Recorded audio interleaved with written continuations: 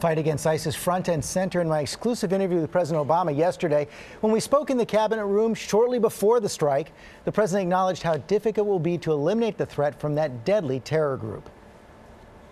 Even your friendly critics, Fareed Zakaria, says that what you have on the ground now is not going to be enough. Every couple of months, you're going to be faced with the same choice, back down or double down.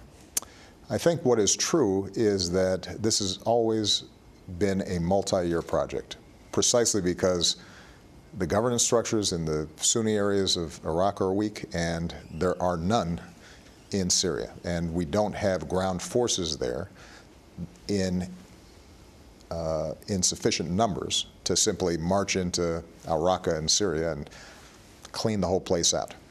And as a consequence, we've always understood that our goal has to be militarily constraining ISIL's capabilities, cutting off their supply lines, cutting off their financing. But ISIS is gaining strength, aren't they? Well, I don't think they're gaining strength. What is true is that from the start, our goal has been first to contain, and we have contained them. They have not gained ground in Iraq, and in Syria, they'll come in, they'll leave, but you don't see this systematic march by ISIL across the terrain. What we have not yet been able to do is to completely decapitate their command and control structures.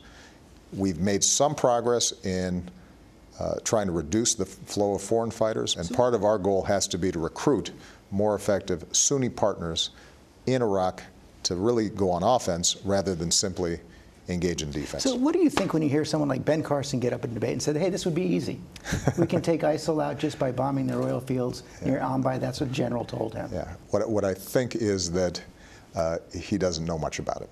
And look, George, I think it's fair to say that over the last several years, I've had access to all the best military minds in the country and all the best foreign policy minds in the country.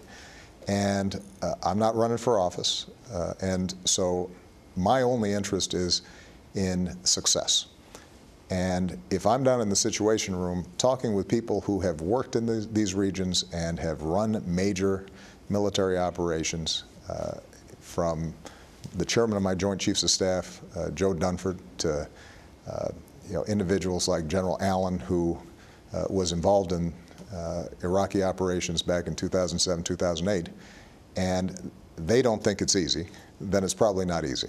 And what we've been able to do is to shape a strategy that first and foremost contained the momentum that ISIL had gained, but until we get the Syria political situation resolved, and until Assad is no longer a lightning rod for Sunnis in Syria, and that entire region is no longer a proxy war for Shia-Sunni conflict, we're going to continue to have problems. That could take a generation. Well, I would distinguish between making sure that the place is perfect. That's not going to happen anytime soon.